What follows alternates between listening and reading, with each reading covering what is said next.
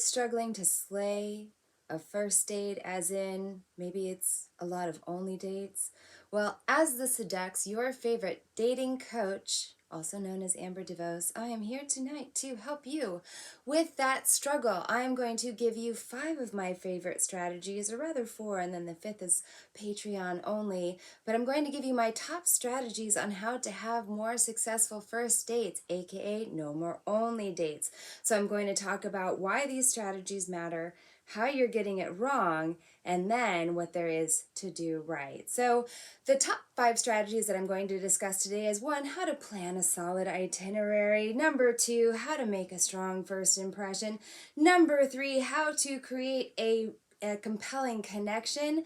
And number 4 is how to get to date number 2. That is one of the biggest questions I get from you guys in the audience. Is I go on a lot of first dates, I meet a lot of people, and then I struggle to get past the first date. So I'm going to teach you some smart strategies to get to the second date. And then the 5th strategy, my favorite, is how to create an unforgettable first kiss.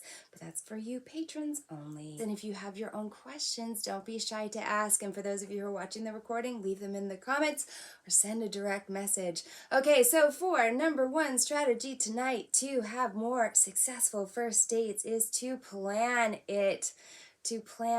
I find that when you plan a really great first date, it is unforgettable. And for those of you who are actually looking for long-term, meaningful relationships, unforgettable is going to be your best friend. So I'm not saying that to create pressure on you, but rather to give you some freedom and some opportunities so that when somebody that you're excited about goes out with you, they go, wow, that was amazing. And of course, I'm going to say yes to date number 2. Okay, so why it matters to plan a solid itinerary is that there's no fumbling. There's a sense of leadership, that you've made a decision and you're a planner and you can take care of things. And then, like I said, it's unforgettable.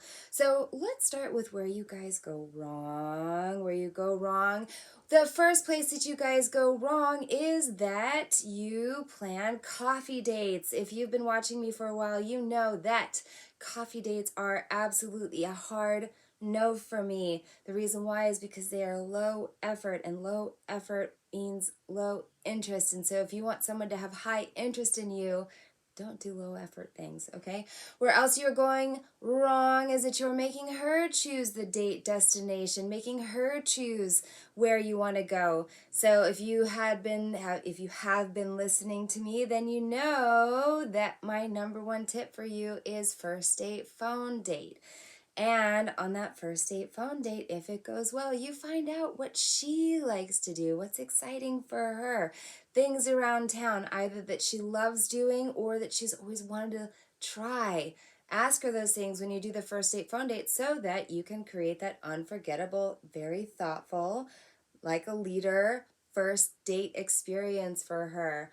Okay? Number 3, and what goes wrong in date planning, you guys, is that you pick a bad place. You don't ask her where she wants to go. So if you decide to go above and beyond coffee, you pick a place that is bad service, bad food, bad atmosphere, terrible lines, in a weird part of town that you've never been to before, and you have zero idea how the experience is going to go. Now, I can acknowledge you for being adventurous and trying something new, or I can tell you that for that first date, because we're going to talk about point number 2 tonight, making a strong first impression, is picking a good spot does matter.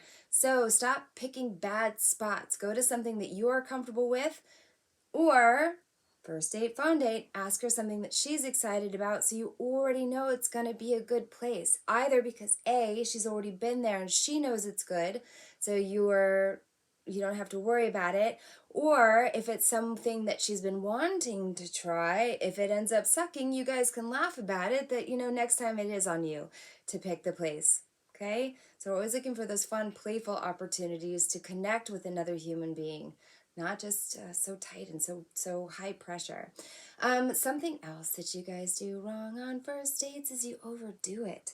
So it's like the far end of the coffee date, right? Coffee date is low effort, going to a very expensive restaurant or a Broadway show or something that costs you a few digits of money to do while your heart, or maybe not your heart, but another organ is in the right place, so to speak.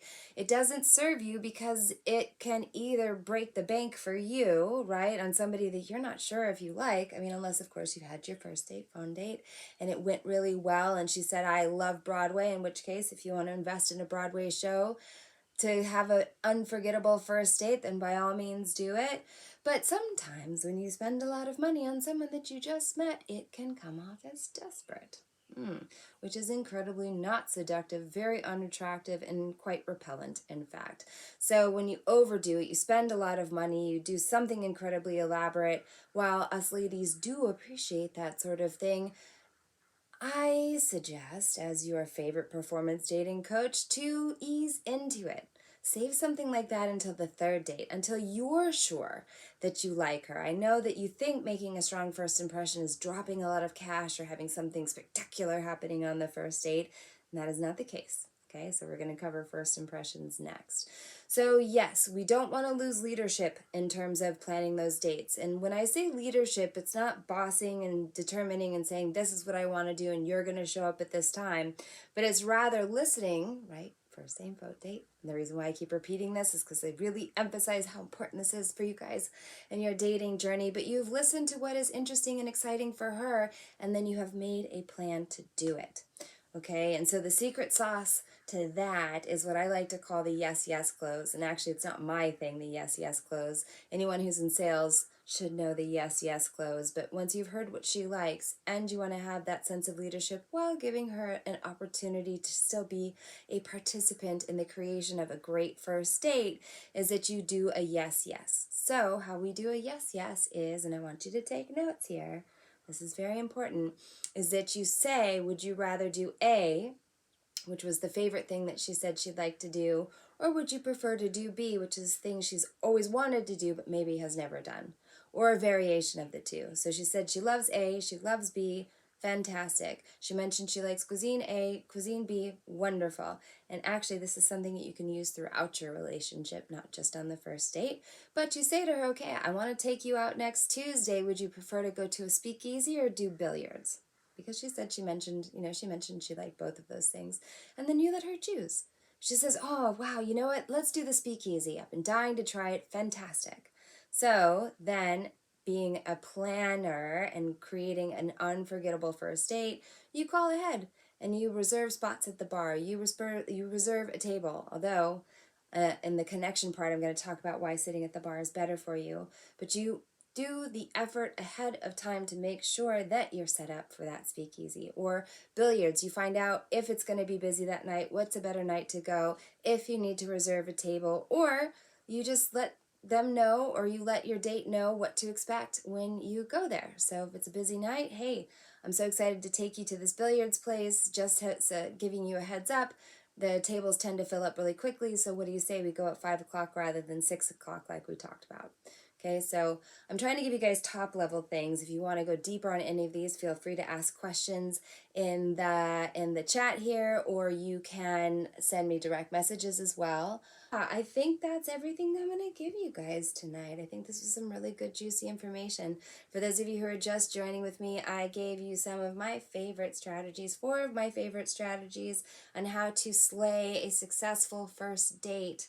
So if you missed it, this is going to be up for the next few hours on Instagram for free. But if you miss it, it's going to head over to my Patreon channel, where you can become a subscriber and have access to this recording as well as a lot of other recordings of some of my best and most valuable performance dating advice.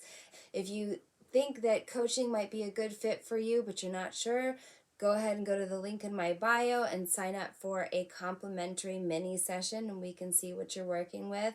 And then, of course, I am your Seduxe. I am your dating expert. I am here to help you guys in this area, to support you on this very important journey. So don't be shy to reach out to me. Leave your comments. Share this information with your friends.